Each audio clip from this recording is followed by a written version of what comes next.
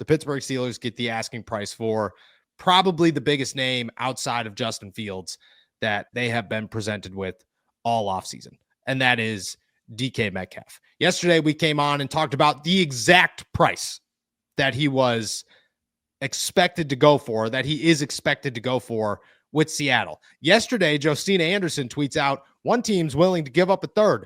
And I'm not going to lie to you. I sat there at dinner going, do I write the DK Metcalf is super cheap story? Because that just doesn't feel like, that feels like the Browns saying, we're not trading, we'll give them a third round pick, and acting like they're big and tall and mighty. And every other team's gonna be like, all right, that's cool, man. We're gonna give him a first. Like, I don't know why you're acting all cool over there. Woke up this morning, first and a third for DK Metcalf. I stand very true to what I said yesterday. I'd give it up in a heartbeat. Wouldn't even think about it. I think the compensation matches the skill. I think the compensation matches the need. I do not like a third round running back would be great. I get it. A second round running back would be better. A third round defensive tackle would be great. I get it. A first round defensive tackle would be awesome. I get that one too. And to be honest, if you could pull it off and go a first and a third next year, maybe a first, a third, and some change next year, great. But I still think he's worth a first and a third. I think you could utilize the fact that you have 2 7ths and a 5th to maybe move up into the third and not have to worry about it. Maybe trade your 4th next year plus some this year to get into the back end of the third. Like, it's the 21st pick in the third round. You don't have to go very far into the third round to get what you were looking for. I just feel like that's an option. The only part of this that I think the Steelers miss out on in this equation is a defensive tackle. It's the only one.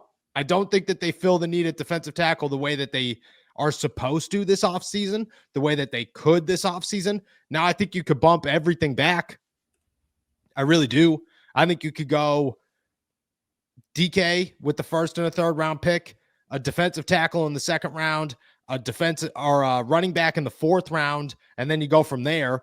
Your build around draft isn't as deep as you'd like it to be, but you have a wide receiver and you have George Pickens still, and you have Calvin Austin. And to be honest, I'd go out and maybe sign Darius Slay for $15 million because that's a cheap wide receiver core. If DK Metcalf's $30 million a year for the next 3 years, Darius Slayton's $15 million for the next 2 years, I mean, that seems pretty okay to me. That seems like a situation where you're spending $45 million on your wide receiver, and Cincinnati's out here trying to spend 65, 70. And that's super cheap for 2 guys that you could count on and be reliable. At that point, maybe you could trade George Pickens and fix the whole thing. I'm just saying, I think the possibilities are open with a DK trade, and they're open enough that I'm very comfortable with it. I understand that sacrifice comes with it, but for a first and a third, I'm willing to make that sacrifice. I am. Now, if it's a first and more, that's a different conversation, but the Patriots are out. Sorry to shatter your dreams there, but the Patriots were the first team recorded out last night, and you were the first one I thought of. I said, oh, well, there's one. We're narrowing them down real fast here. I don't know who else is out there. Vegas was a team you mentioned yesterday as well. I'm sure that they're still on the board. But if this isn't a bidding war, or at least a crazy bidding war, I feel very good about a first and a third, and the possibilities that come with having DK Metcalf as your starting point, even before free agency. I'm okay with that. First and a third confirmed. Anything change for you?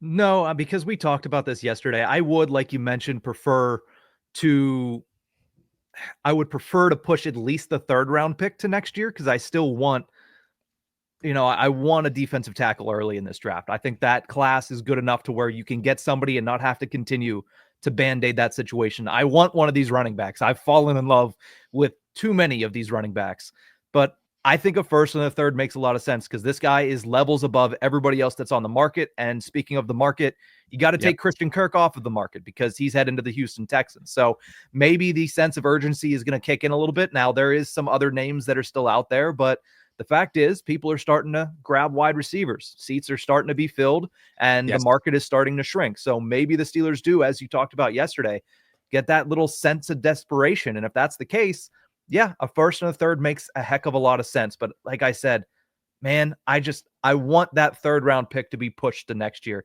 because I want a running back and I don't want to have to sit there in the second round and be in a situation where the top 2 or 3 are off the board, but it's still a little bit too early to take somebody else. It's a little bit too early to take maybe, Caleb Johnson in the second round. It's a little too early based on the board to take some of these other guys like an Ollie Gordon, who's probably more a fourth than anything else. But I think the Steelers need to go out and get a running back because they don't have any other really solutions at this point. Like the running back free agent class is not there. So if they do get rid of their first and their third this year, then you almost have to get a running back in the second round.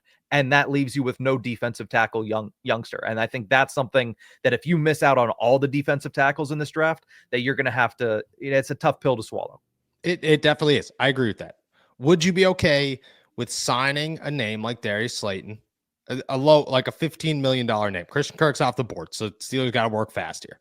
And to be honest with you, Christian Kirk leaving means that the Pittsburgh Steelers need to sign Justin Fields tomorrow. There is no more. They can't wait anymore. This is their warning shot of like, all right, there they go, man. They're starting. It's here. Steelers made too much sense for Christian Kirk. Way too much sense for Christian Kirk. The fact that he goes to Houston, which could be wrong, could be a waiver claim. Is it a waiver claim or is it an actual signing? Because if it's an actual signing, the Steelers need to sign Justin Fields tomorrow. It said it was a trade. The Jaguars sent Christian Kirk to the Texans, according to Tom Pelissero. For a 7th round pick in 2026. And $18 million. So, yeah, I'm okay with that. I'm not upset about that at all. Okay, let's say Darius Slayton for whatever, 15, 16 million, let's say $18 million. And you trade for DK Metcalf, and then you trade George Pickens for a second. Does that scenario work for you? I know it's a lot of moving parts, but it's really only 2 moving parts. You trade and you trade. You were going to sign a guy anyways, and Darius Slayton's been on their radar, so it wouldn't surprise me if he was already a name that they're pretty comfortable giving a contract to. If they get Darius Slayton, then I am open to that because we talked about the George Pickens for DK Metcalf thing yesterday, and I said, not unless you have something else in your back pocket, because if that's your only move, then you're in the same exact position you were in last year. I understand DK Metcalf has done it over a longer period of time, but I see the ceiling of DK and the ceiling of George is the same in 2025. Yeah, so I agree. You would need that Darius Slayton piece, and if you could do that and be able to save some draft capital in the meantime, I'd be more open to it. Steelers trade for DK Metcalf. They trade George Pickens. They have 2 second-round picks, and they land Isaiah Bond with one of them, plus a running back or a defensive tackle. I'm not big on Isaiah Bond, so I'd rather get right, they land somebody in that realm. Trey Harris. Trey Harris would be another name. Trey Harris. Consider there. Yeah, I mean, again, at the same time, here's my issue with all of this. You already have young guys that you don't know what they are. Like, if you are trading away George Pickens in favor of bringing in DK Metcalf, I want somebody that is tangible, that I know what he is. And yes, you can sit there and project, well, Isaiah Bond was so fast at the combine. What is he at the NFL level? We don't know. Roman Wilson was phenomenal going into the draft. And guess what? We got 5 plays out of him. One really good run blocking play, but we got 5 plays out of the guy. So if you're going into next year, we already know they botched last year with the wide receiver room the entire season. If you're going into next year and you're going to say, oh, we're just going to switch George Pickens for DK and we're going to bring another rookie in to the fold, you're in the same position, if not a little bit worse. Now, it could work out better because that rookie and Roman could both be good. But again, I want something tangible if I'm giving away George Pickens in any way, shape, or form. Okay, so if you aren't giving away George Pickens, are you still comfortable with a rookie? Bringing in a rookie alongside George? No, I want Darius Slayton. I want a veteran. I was just asking. I'm just I want to add a veteran here. Now, the only way that I'd be okay with that being a rookie specifically is if it's in the first round and if it's Emeka Egbuka. But I do think the Steelers have bigger needs. That's why I want a veteran. Okay. All right. I agree. I like it. I like a veteran. I think I can make an argument for a rookie more because of Calvin Austin, I think, than anybody else, because at least then you're giving yourself a fighting chance with Roman, a rookie, Calvin, and DK. Even if it was George, like Calvin gives you a fighting.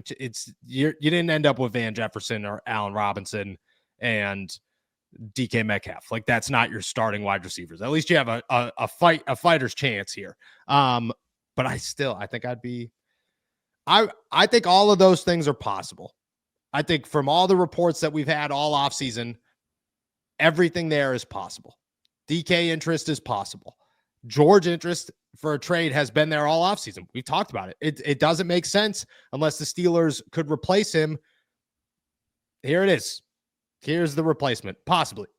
And I mean, Darius Slayton was a name too. We literally talked about him 2 days ago on this podcast on how the Steelers have interest in Darius Slayton. So all possibilities. I'm not going to say they aren't going to happen. Likelihood is small.